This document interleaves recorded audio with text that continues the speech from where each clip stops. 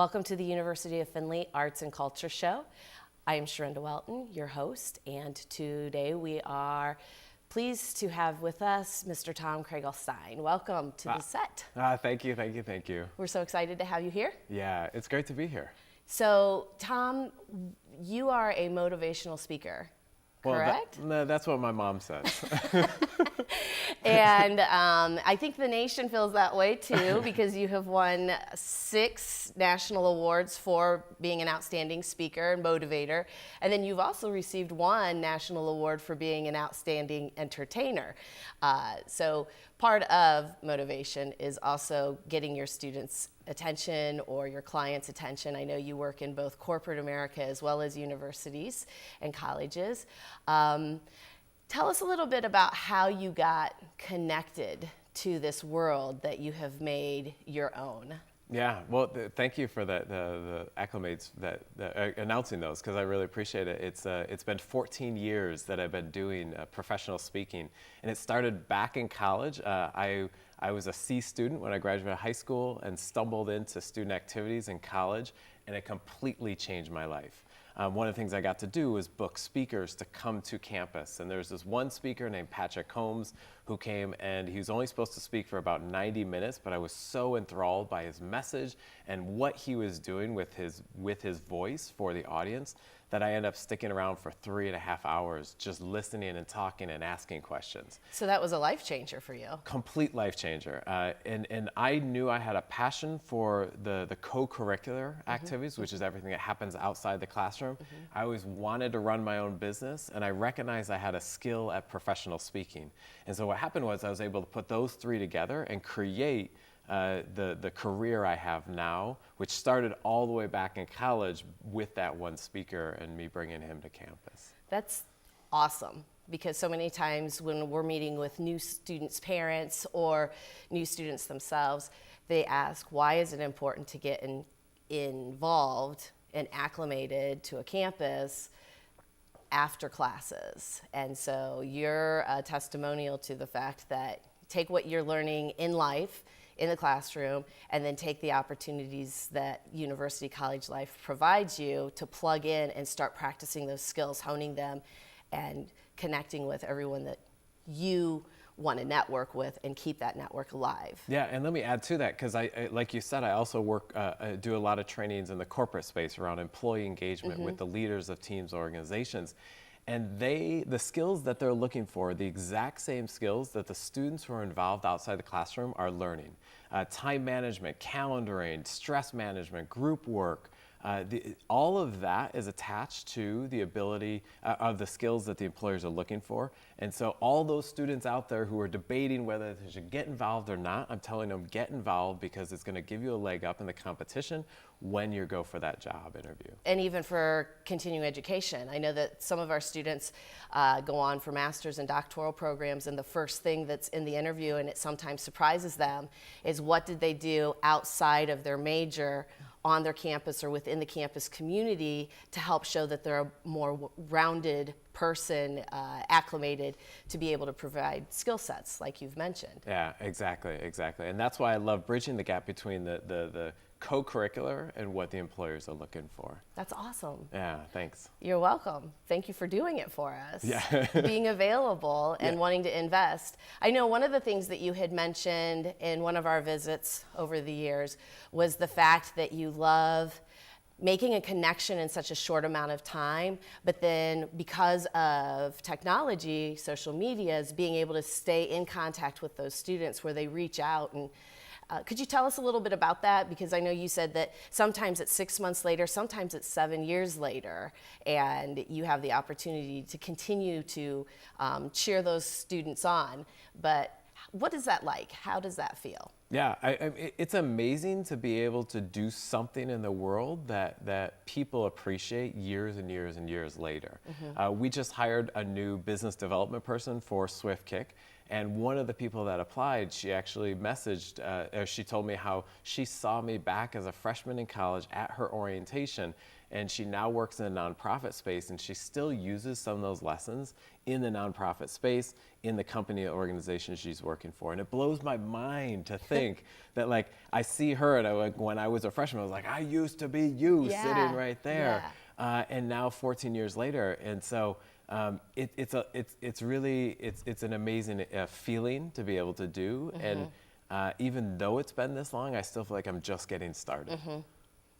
Well, and you have the energy of someone that's just getting started. And that's why you're good at what you do, because it's your passion. Yeah. It's not something where you looked at it and said, I want to make money doing this. It was, I can see that I can make a difference, and wow, paycheck's going to be great bonus to that. Yeah. So that's great, because so many times we hear, live your passion, make your job be your passion, find what makes you tick, and it's no longer a job. And yes, there's a job there. There's work to be done, but it makes it so much easier when it's your passion.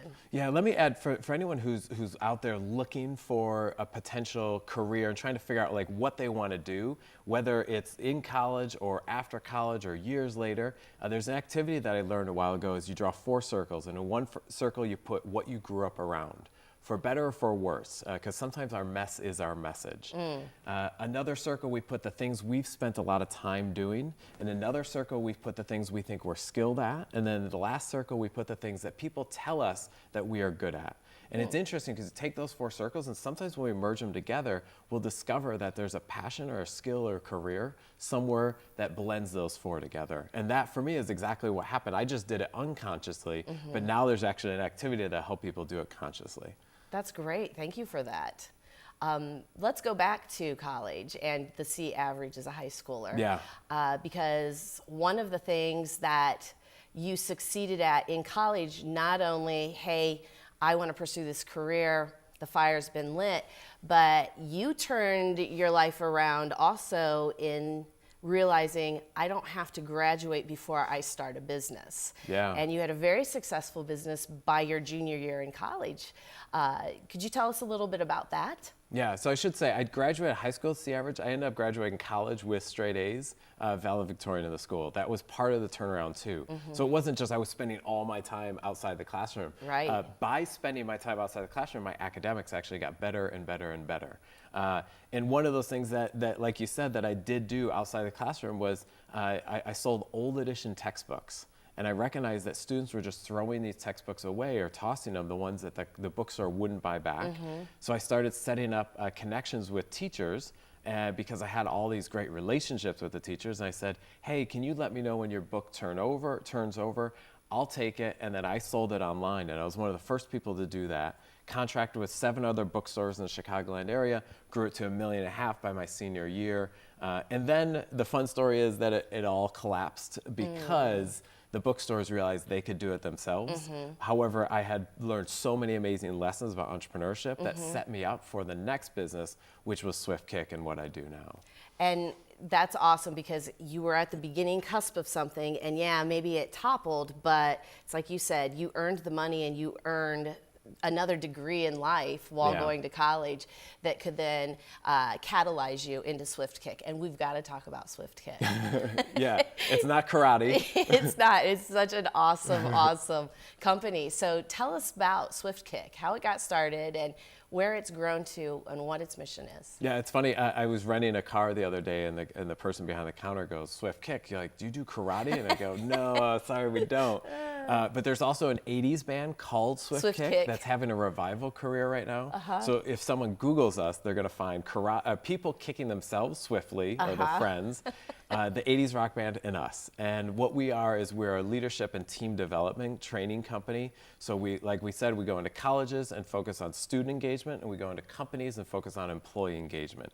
Because what we recognize is that when we set up the culture in a way that increases the connection of the employees or the students to both to each other and to the culture of the organization, that everyone's going to succeed more. So that's what we've been doing. My training comes from a program called Quantum Learning Network, which is a super camp. Tony Robbins was one of the original facilitators for it. So that's where I got all my training into the work we do now.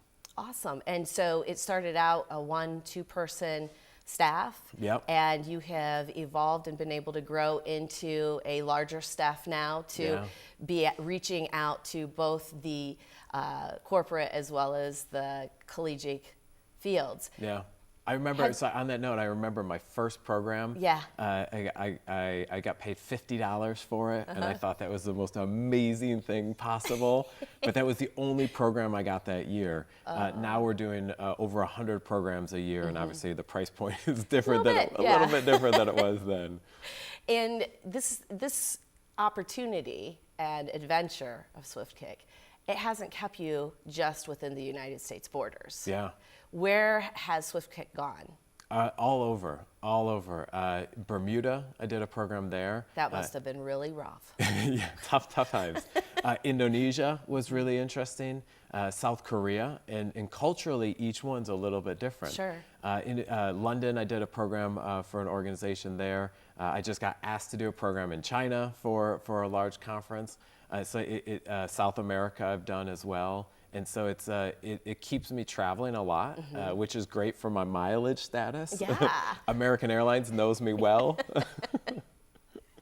So with that, with the cultural differences, what type of research and background investigation do you do to be able to deliver a message that fits their training style, their culture, and it's not, obviously it's successful. They're not saying you're trying to cram a certain thing down our throats. So what are you doing behind the scenes to prepare to give them the best?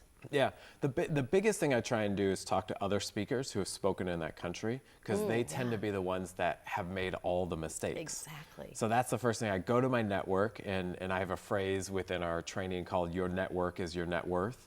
And it's not just financial, but it's also information. And so I have a collection of speakers who have spoken in every country multiple times. So I say, hey, I'm going to South America, or to South Korea. What do I need to know? And when I remember my first program in South Korea, we did this activity. It was a younger group, and we were doing this activity called body tag race. And they had to use like their shoes and their watch and hats to be able to string them across to race. One team was crushing the other team, just like full ahead.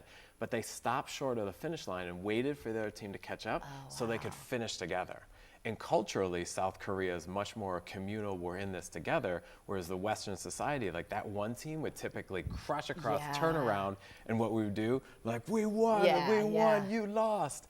And so interesting to me, and that was my opener to that experiencing and working with that group in South Korea. Neat. Yeah.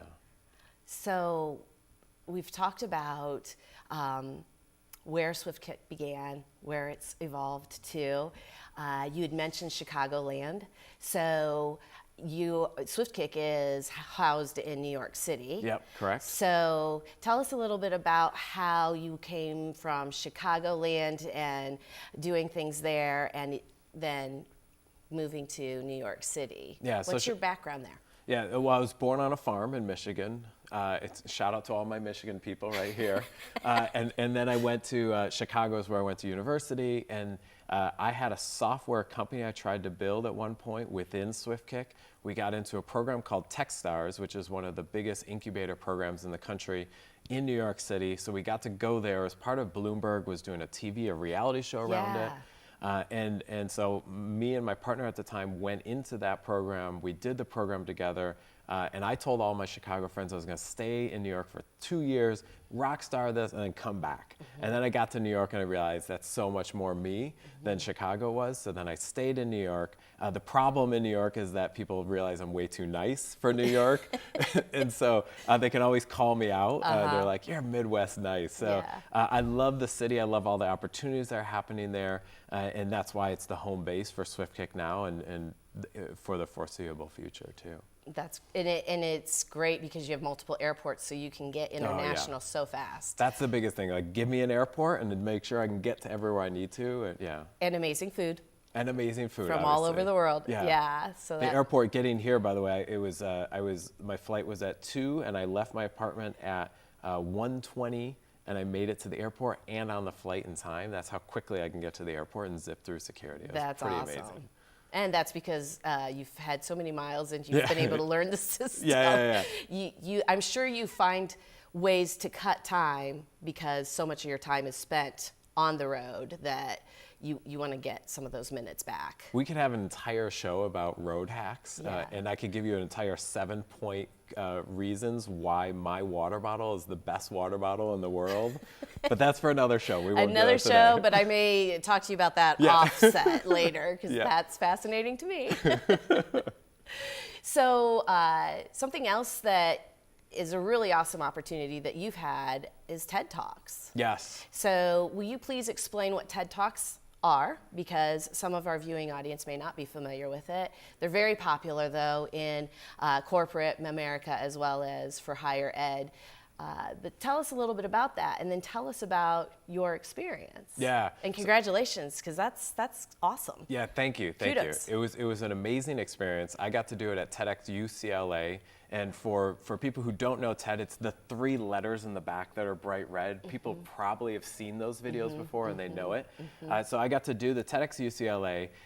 They saw me speak at another conference at Rutgers University, and they asked if I'd be interested in doing it. I was like, heck yeah, I would love to. Yeah. The process to go from speech to delivery was grueling. I have never practiced more for a 12-minute speech in my life than I did for that one. Wow. So I worked and worked and worked, and the topic I focused on was how to be human in a technological world. So I love technology. I use it. I use all of it. However, I recognize that I have to work harder to have these face-to-face, human-to-human moments than I did in the past. So I tell the story about how I traveled across the country and I didn't talk to anyone, and the impact that can have on our society, and how we can fight against that while also still leveraging the technology that we use and love every single day. And it's a great episode. I had the opportunity to watch it Thank and you. loved it. And one of the things that I loved was that you also introduce a concept that was born in Australia. Yep. And will you tell us a little bit about that? And then I have the question of, do you still wear your pin when you're going through the airports? So that's going to make more sense after you explain. What is this special concept that you introduced to the UCLA audience through TED Talks? Yeah. But I also know it's a passion of yours, and it's often introduced in other talks that you do. Yeah, born out of Australia. You're talking about Vegemite, right? Yeah. No.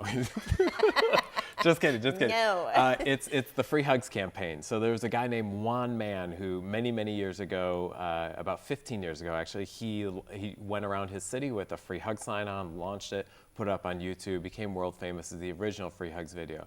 At the time I reached out, I was like, hey, I would love to do this in the college market, because that's where we're speaking exclusively. And what I discovered is that it was the perfect way to be able to connect people together on a human level. So we then launched the Free Hugs campaign all across the country. We run this International Free Hugs Day every November. Hundreds of different universities, as well as high schools, and thousands of students are all participating. And last year, 2 years ago, we did. We tried to run for a Guinness World Record. Yes, I remember that. For most number of hugs by one person in 1 minute. And stay tuned there in the final counting of it, because apparently they have to count every single hug to determine if it's a legitimate hug, which again, we could do a whole other show on what makes a legitimate hug, but we won't. And at UCLA, at the TEDx UCLA, I introduced it to that crowd as well. And I said, look, we don't have to wait until we go out there to make the connections happen. Let's make it happen right now. And so we use Free Hugs as an example of what we call a blender event. It's a way to be able to connect people together to break their pattern of their daily habit of just putting their head down or their phone down, and then connect people together on a human level. I will acknowledge, though, not everyone likes hugs, and not everyone's okay with opposite sex connection. And so we do say that you're never allowed to hug anyone. They get to hug you and you get to hug them back. So consent matters in that as well. Absolutely. So that goes back to the question I had of the pin, because you Yes. actually have the button pins that say Free Hugs. Yeah. And I know that for a while, every time you traveled, you wore those on your lapel or on your sweater. And it started a lot of conversations. But there were also a lot of testimonials of what that meant to individuals. So Yeah. tell us about that, and are you still doing it? Yeah, I still do it occasionally. If it, like after a program, I'll wear it, or I'll have the shirt on, the free hug shirt, and I'll forget I have it on. And I was at the airport, of course, all my stories are airport stories. Yeah. So I'm at a bagel shop in the airport, and I'm at the counter, and the lady behind the counter sees my free hug sign, and she goes, "You give free hugs?" I'm like, "Of course I do." And she's like, "Well, I want a free hug." She comes charging all the way around the counter. Mind you, there's like a line of 10 people behind me. And they don't want the hug right now. So she comes charging over, gives me this huge hug, but she's tearing as she's backing up. And her boss behind the counter said, "You don't know how much she needed that right now." And the thing is that I don't. Right. However, had I not had that button on or that shirt on, that moment would have never happened, and we would have had that exchange as a technical exchange. And so in my TED Talk, as well as in the programs we do, we talk about that in any situation where we're wearing a technical hat and a human hat.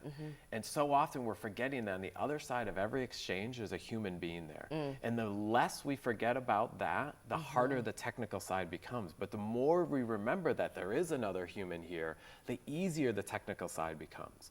So as people are doing trainings, we have to remind them that there is a human hat, and we have to wear that because it's going to make our jobs a lot easier. Awesome. Thanks. We could go on forever Yeah, and yeah, ever, but I know that you are on a very crazy schedule today, getting places and meeting people and presenting, and we are so thankful that you were able to carve out some time to come and share with us today through University of Findlay's television network, and we look forward to having you back again one day and hearing more of your experiences as well as accomplishments, because the world needs you. And the world needs SwiftKick, and you are nowhere near accomplishing the great things that I know are in store for you and the individuals you work with. Thank you. And if anyone wants to stay in touch online, they can Google SwiftKick or Tom plus free hugs. They'll find me one way or another on all the socials. Great. Thank you for joining us today, and we look forward to seeing you next time. This is Sharinda Welton with the University of Findlay Arts and Culture Show.